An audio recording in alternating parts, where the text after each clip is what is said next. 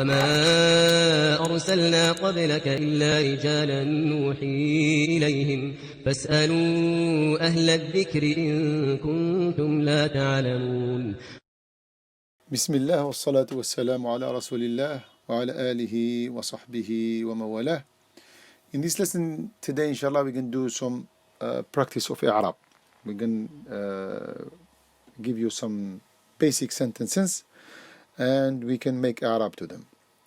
But before we start practicing Arab, we need to know a few following steps which you need to follow. Number one, we need to read the sentence at least twice before we make Arab to it, so you understand. Number two, we need to identify the words. Which one is verb, which one is a noun, which one is a participle, because participles are all mabni, has a fixed ending. Most of the nouns are mu'rab, that means the end of it changes from raf', nasb, jar and jazm. And most verbs has a fixed ending except the present tense if nothing is connected to the end of it and there is no factor before it that causes nasb or jazm. Number three, identifying the type of sentence, because if the sentence starts with a noun, that means this is a jumla ismiya, nominal sentence. This means that we need to look for al-khabar, the predicate. And if the sentence starts with verb, this means that this is a verbal sentence, jumla fi'liya. So we need to look for a verbal subject and maybe a verbal object. So if you follow these three basic steps, it helps you to identify the sentence, and it helps you to, it makes Arab easy for you. Now let's practice these steps on few sentences. Let's take, for example, Ja'a Muhammadun. So, as we said, we need to identify the words. So, Ja'a, what is it? Is it a noun? Is it a verb? Is it a participle? Let's use the signs. Can we say al Ja'a? It's wrong. It doesn't accept it. Can we say Ja'un, Ja'an? No, it doesn't accept. So this means it is not a noun. Let's try qad. Qad ja'a. So now the word ja'a accepted qad.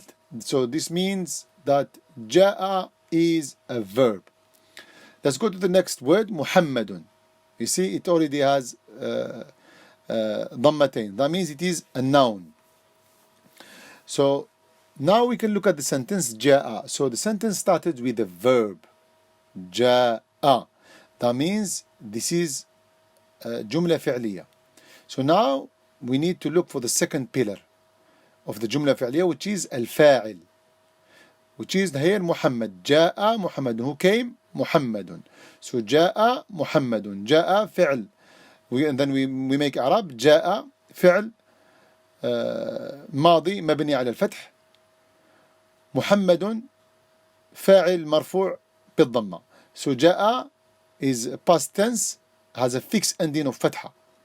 محمد is a verbal subject مرفوع بالضمة. Now let's take another sentence.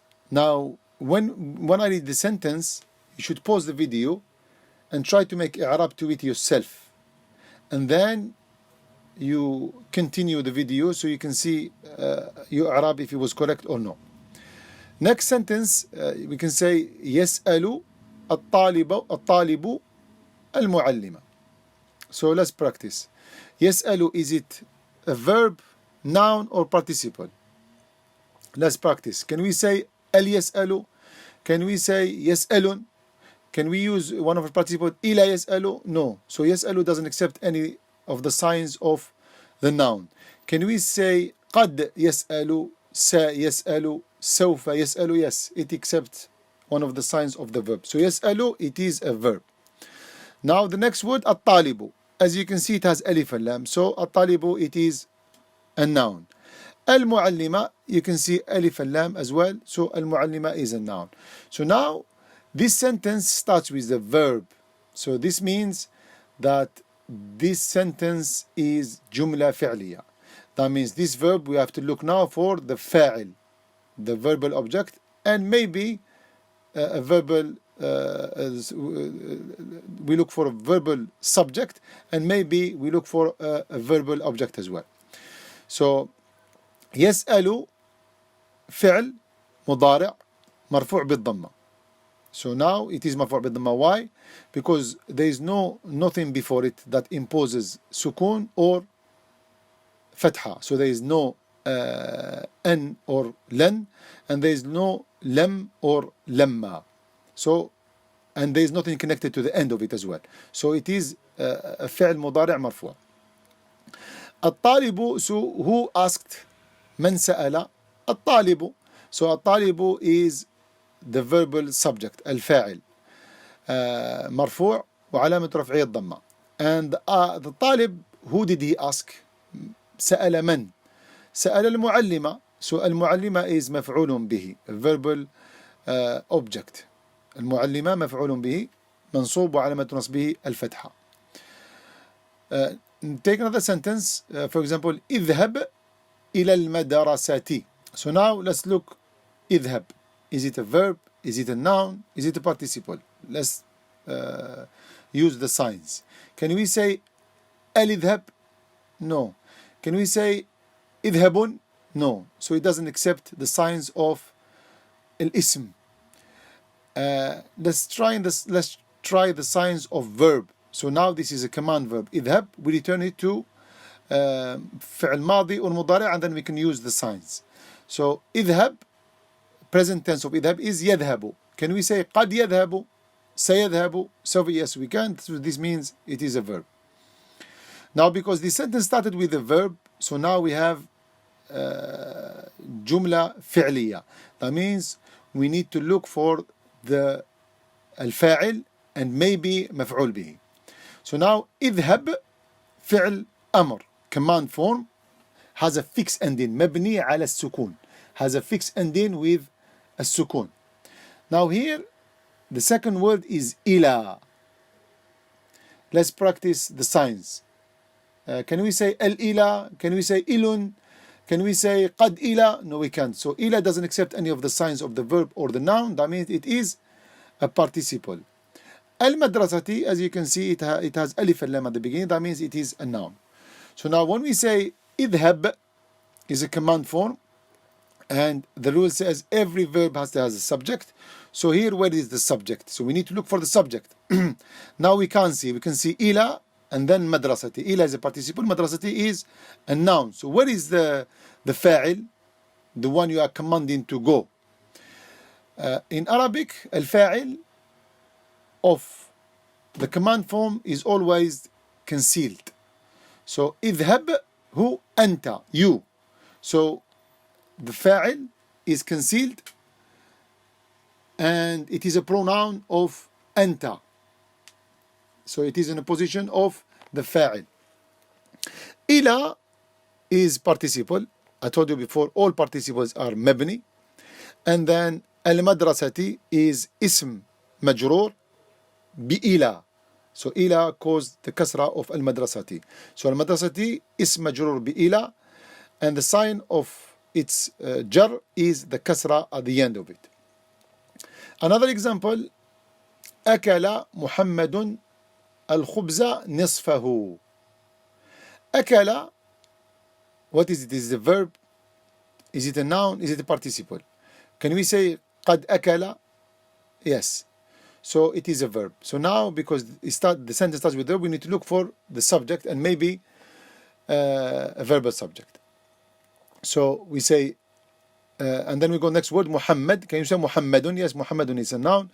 Al-khubza, it has alif al-lam. Nisfahu, can we say an-nisfu? Yes, so it is, an-nisfu is a noun. So now we say akala, fi'l madi, is a past tense. Mabni al-fath has a fixed ending of fatha. Muhammadun, so now we need to look for the verbal object.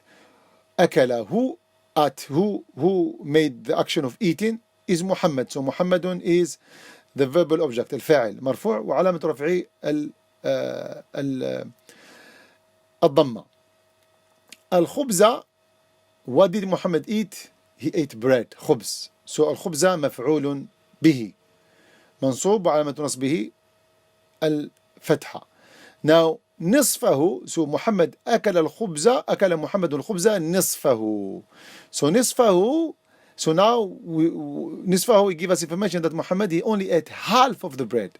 So نصفه, so Muhammad he didn't eat the whole bread, he ate only نصف. So نصف here is بدل, which is exchange. We went through it.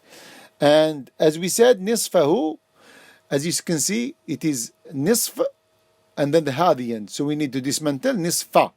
So نصف, it has a fatha because it is بدل. And the بدل follows المبدل منه. The بدل follows the word before it. So خبز has fatha, نصف will have a fatha. حضر الطلاب كلهم. So حضر, is it a verb? Is it a noun? Is it a participle? You can try the signs and see. حضر is فعل ماضي, is a past tense مبني على الفتح, has a fixed ending of فتحة. حضر, who came? الطلاب. الطلاب, they are the one who done the action of coming, so they are the فاعل. الطلاب فاعل مرفوع وعلامة رفعه الضمة. Now كلهم, as we done before, it is an emphasize. You are emphasizing that the student came all. So now we said kul, the word kul, it is a follower, one of the four followers, and it follows the word before it in the grammar. So الطلاب is مفعول, is فاعل مرفوع, it has a dhamma, so that means kullu will have a dhamma, and the ha and mim after kullu, which is hum, is a dhamir. We don't want to go through it. We're just going to make Arab to what we learned. So I don't want to don't want to confuse you, because if I start making Arab to everything, you might be confused because you don't know. I haven't explained what everything. Look like here, for example, the dhamir hum and nisfahu. We haven't went through the Arab of the pronouns, the dhamir, because dhamir there's so many. There's connected, not connected. There's so many of them. So if inshallah in future we go through them, and then we can make Arab to them. So basically, at the moment we make Arab only to the rules which we learned, and basically so far we learned the base of Nahu. If you understand and memorize the rules we mentioned, you have opened the doors of the science of Nahu. Because the scholar, they say the science of Nahu is like a house of reed or a house of bamboo. The reed, I think, is type of bamboo, but is fragile than the bamboo. And its door is made of metal. So if you manage to open the door, which is a metal door, everything inside will be easy, because the whole house is made of reed. So that's why people at the beginning, when they hear marfu', mansub, alamat raf'i, they think it is hard. That's why they say the door of it is made of metal. But if you memorize the rules, you memorize them, because as you know, you can't learn knowledge without memorizing. You have to memorize. There is rules, you have to memorize them, because they are the one who help you to understand the knowledge. As I told you, this is the base of Nahu. Imagine the Nahu is a tree with branches. Imagine that we have learned its stump and few large branches of that tree, and the rest of the branches, you need to climb them one by one until you complete it. And then you complete the small branches of the main branches slowly. As we done here, we go through word by word. What is it? What is the grammatical state of it? When it is the position of it in the sentence? What is the Arab of the opposition? And so on. So like this, you learn slowly, word by word, until In Sha Allaah you will have a very strong base of I'rab, In Sha Allaah. Until next time, inshallah, we're going to practice some more, and we're going to get some more sentences, and we make Arab to them. Until next time, subhanakallah wa bihamdik, shahadu an la ilaha illa ant, astaghfiruka wa atubu ilayk.